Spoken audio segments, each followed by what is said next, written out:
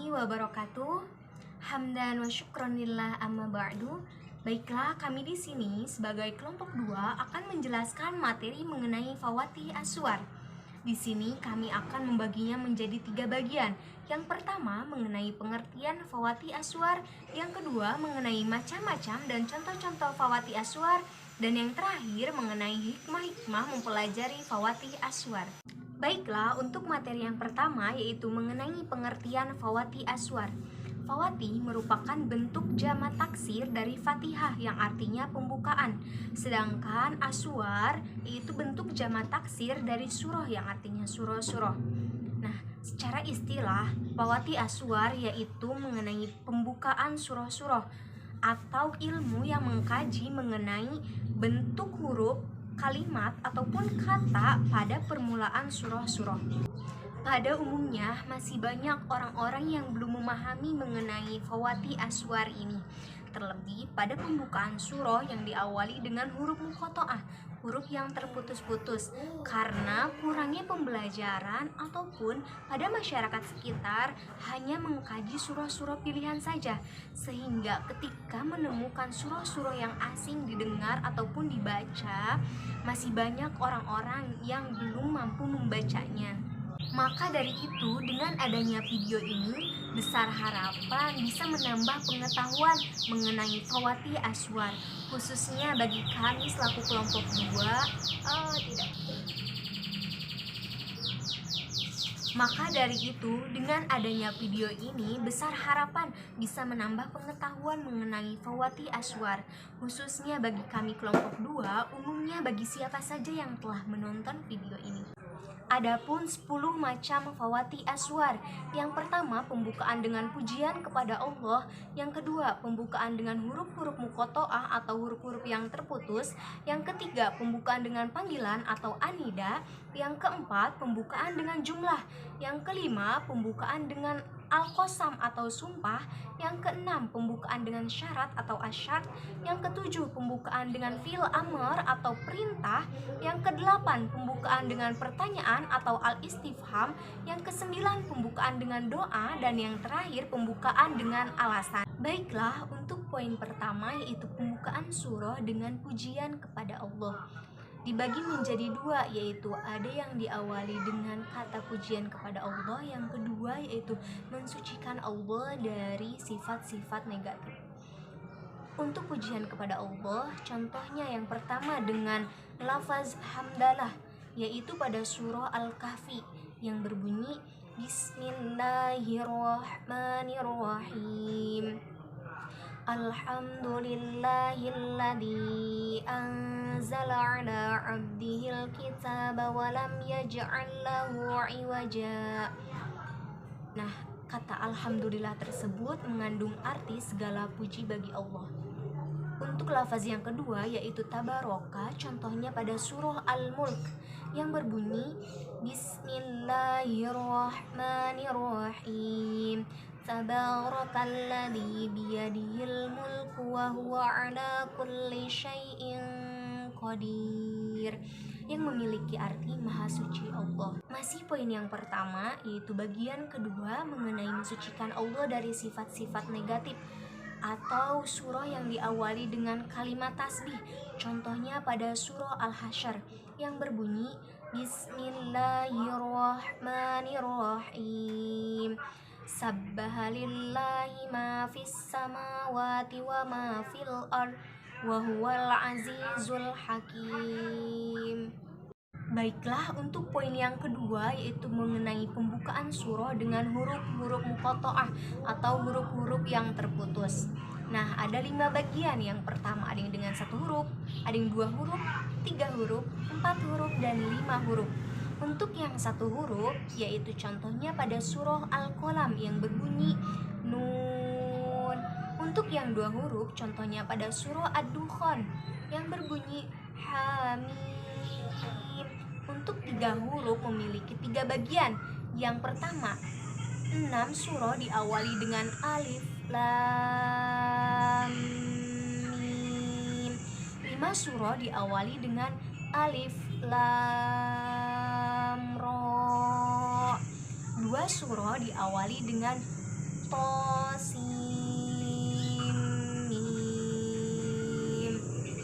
Untuk yang 4 huruf, contohnya pada surah Al-A'raf yang berbunyi Alif Lam Mim Shad. Untuk yang 5 huruf, contohnya pada surah Maryam yang berbunyi Kaf Ha Ya Ain Shad. Bismillahirrahmanirrahim. Ya, di sini saya akan melanjutkan materi yang telah disampaikan oleh saudari Bunga Melati. Dan di sini saya akan menjelaskan tentang pembukaan dengan panggilan Anida. Pembukaan surat dengan Anida ini terdapat dalam 10 surat yang dibagi menjadi 3 macam, yaitu yang pertama Anida untuk Nabi, yang terdapat dalam 5 surat, yaitu Al-Ahzab Quran surat 33, At-Talaq Quran surat 65, Al-Mudaththir Quran surat 74, At-Tahrim Quran surat 66, Al-Muzammil Quran surat 73. Dan yang kedua An-Nida untuk kaum mukmin, yang terdapat dalam 3 surat, yaitu Al-Maidah Quran surat 5, yang Al-Hujurat Quran surat 49, Al-Mumtahanah Quran surat 60. Dan yang ketiga ada An-Nida untuk umat manusia, yang terdapat dalam 2 surat, yaitu An-Nisa Quran surat 4 dan Al-Hajj Quran surat 22. Dan materi yang keempat ialah pembukaan dengan khobariyah. Pembukaan surat dalam kelompok ini dibagi menjadi 2 macam, yaitu jumlah ismiyah dan jumlah fi'liyah. Yang pertama, jumlah ismiyah terdapat dalam 11 surah, yaitu At-Taubah Quran surat 9, An-Nur Quran surat 24, Al-Zumar Quran surat 39, Muhammad Quran surat 47, Al-Fat Quran surat 48, Al-Haqqah Quran surat 69, Nuh Quran 71, Al-Qadar Quran surat 97, Al-Qari'ah Quran surat 101, Al-Kautsar Quran surat 108. Dan yang kedua yaitu jumlah fi'liyah, terdapat dalam 12 surah, yaitu Al-Anfal Quran surat 8, An-Nahl Quran 16, Al-Anbiya Quran surat 21, Al-Mu'minun Quran surat 23, Al-Mujadilah Quran surat 58, Al-Ma'arij Quran surat 70, Al-Qiyamah Quran surat 75, Al-Balad Quran surat 90, Abasa Quran surat 80, Al-Bainah Quran surat 98, At-Takatsur Quran 102. Dan materi yang kelima adalah pembukaan dengan sumpah atau disebut dengan Al-Qasam.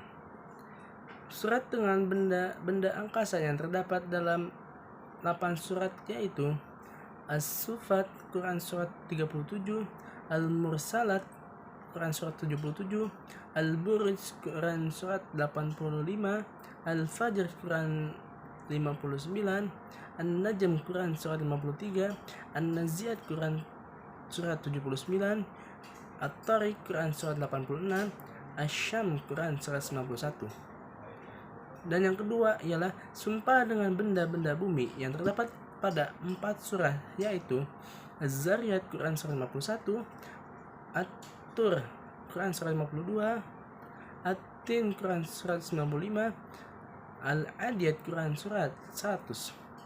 Dan yang ketiga ialah sumpah dengan waktu yang terdapat pada 3 surah, yaitu Al-Lail Quran surat 92, Ad-Duha Quran surat 93, Al-Asr Quran surat 103. Dan materi yang keenam ialah pembukaan dengan syarat atau disebut dengan asy-syarat. Syarat yang digunakan dalam pembukaan surat Al-Quran ada 2 macam, yang terdapat dalam 7 surat, yaitu syarat masuk pada jumlah ismiyah yang terdapat dalam 3 surat, yaitu At-Takwir Quran surat 81, Al-Infitar Quran surat 82, Al-Insyiqaq Quran surat 84. Dan yang kedua, syarat-syarat masuk pada jumlah fi'liyah terdapat dalam 4 surah, yaitu Al-Waqi'ah Quran surat 56, Al-Munafikun Quran surat 63, Al-Zalzalah Quran surat 99, An-Nasr Quran surat 110. Yang ketujuh yaitu pembukaan dengan kata perintah atau fi'il amar. Maksudnya pembukaan surat yang diawali dengan kata perintah. Nah, dengan kata perintah ini ada 2 macam dan terdapat dalam 6 surat. Nah, macam yang pertama yaitu diawali dengan kata ikro. Nah, kata ikro ini terdapat dalam 1 surat, yaitu surat Al-Alaq. Nah, macam yang kedua diawali dengan kata kul, katakanlah. Nah, terdapat dalam 5 surat, yaitu yang pertama surat Al-Jin, Al-Kafirun, Al-Ikhlas, Al-Falaq, dan An-Nas. Kita ambil dalam contoh surat Al-Ikhlas, yaitu ayat pertamanya Qul huwallahu ahad. Artinya katakanlah dialah Allah yang Maha Esa. Nah, diawali dengan kata Qul, katakanlah, yang berarti perintah. Yang kedelapan yaitu pembukaan dengan pertanyaan atau al-istifham. Maksudnya dalam Al-Quran, dalam pembuka surat ada yang diawali dengan pertanyaan. Ada 2 macam dan terdapat dalam 6 surat, yaitu macam yang pertama yaitu pertanyaan positif atau bisa dikatakan kabar gembira, yang pertanyaannya itu mengenai kabar gembira. Nah, yang pertama surat An-Naba, yang kedua Al-Ghasyiyah, yang ketiga Al-Ma'un. Kita ambil contoh dari surat An-Naba. Nah, An-Naba ini diawali dengan ayat yang berbunyi amma yatasaalun, yang artinya tentang apakah mereka saling bertanya-tanya. Nah, ternyata dalam surat An-Naba ini menceritakan tentang hari kiamat, menuju hari kiamat. Kenapa dikatakan dengan hari pertanyaan positif? Karena menurut saya dalam surat An-Naba ini mengingatkan kita akan hari kiamat, bahwa hidup itu tidak selamanya abadi. Nah, kita sebagai umat untuk selalu mempersiapkan amalan-amalan atau pekerjaan perbuatan apa yang akan kita siapkan menuju hari kiamat tersebut. Nah, macam yang kedua yaitu pertanyaan negatif, pertanyaan yang diawali dengan kabar yang kurang baik atau negatif. Nah, terdapat dalam surat Al-Insyirah, yaitu yang bunyinya alam nasyrah laka sadrak, yang artinya bukankah kami telah melapangkan dadamu Muhammad, yang maksudnya menurut saya dalam surat ini itu menceritakan tentang Nabi Muhammad telah dilapangkan dadanya untuk mempersiapkan bahwa umatnya nanti banyak yang lalai dalam kebodohan, terjerumus dalam kemaksiatan. Nah, makanya disebut dengan kabar yang negatif atau kurang baik. Yang ke-9 yaitu pembukaan surat dengan diawali doa. Nah, pembukaan surat dengan diawali doa atau harapan atau permohonan ada 2 macam. Nah, terdapat dalam tiga surat, yaitu macam yang pertama pembukaan surat dengan doa atau harapan dalam bentuk isim atau kata benda. Nah, terdapat dalam 2 surat, yaitu yang pertama surat Al-Mutaffifin, yang kedua surat Al-Humajah. Nah, kita ambil dalam surat Al-Humajah, yaitu yang bunyinya wailul likulli humazatil lumazah, yang artinya celakalah bagi setiap pengumpat dan pencela. Nah, itu berbentuk isim. Yang macam yang kedua pembukaan surat dengan doa yang diawali dengan dengan fi'il atau kata benda, terdapat dalam 1 surat, yaitu surat Al-Lahab, yang bunyinya tabbat yada abi lahabi wa tab, yang artinya binasalah kedua tangan Abu Lahab dan benar-benar binasa. Nah, ayat tersebut berbentuk fi'il. Yang ke-10 pembukaan surat dengan diawali kata alasan. Nah, yang pembukaan ini disebut dengan pembukaan taklil atau alasan, terdapat dalam 1 surat, yaitu surat Al-Quraisy, yang bunyinya li'ila fi Quraisy, yang artinya karena kebiasaan-kebiasaan orang Quraisy. Nah, kenapa disebut alasan? Karena diawali dengan kata karena.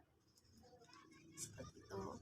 Nah, hikmah-hikmah yang dapat kita ambil setelah mempelajari Fawati Aswar ini ada 3, yaitu yang pertama untuk memberi perhatian, peringatan atau menjadi pedoman kehidupan baik bagi Rasulullah maupun umatnya. Yang kedua pembukaan surat yang diawali dengan menetapkan sifat-sifat terpuji kepada Allah yang diikuti dengan fi'il madi, fi'il mudhari, dan fi'il amar yang dimaksudkan agar mencakup seluruh tasbih dan sekaligus menunjukkan betapa ajaibnya Al-Quran.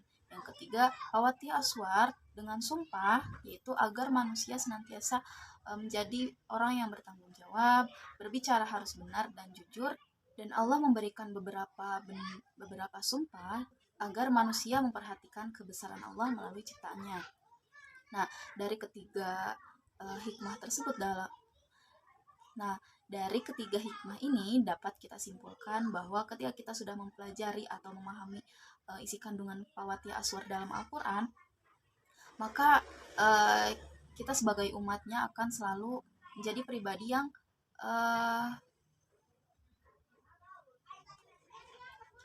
Nah, dari ketiga hikmah tersebut dapat kita simpulkan bahwa dalam mempelajari fawati aswar ini kita dapat memberi perhatian atau peringatan kepada diri kita sebagai umat Nabi Muhammad bahwa dalam setiap perbuatan kita di dunia ini ada peringatannya, ada perhatiannya yang harus kita jauhi. Adapun penggunaan sumpah, nah itu menjadi hikmah agar manusia meneladani sikap bertanggung jawab, berbicara jujur dan benar, karena dalam sumpah ini tidak boleh dalam ucapan yang sifatnya bercanda, harus yang bersifatnya jujur dan bisa dipertanggungjawabkan. Makanya ketika kita sudah paham akan makna dan kandungan dalam Al-Quran, menjadi pedoman bagi kehidupan kita untuk menjaga lisan, menjaga ucapan kita, menjaga perbuatan kita, agar selalu berhati-hati dalam menjalani kehidupan ini. Baik, sekian presentasi dari kami. Mohon maaf bila ada kata-kata yang salah. Saya Windy Rahmawati. Saya Bunga Melati. Saya Muhammad Arya Rahman. Wabillahi taufiq wal hidayah. Wassalamualaikum warahmatullahi wabarakatuh.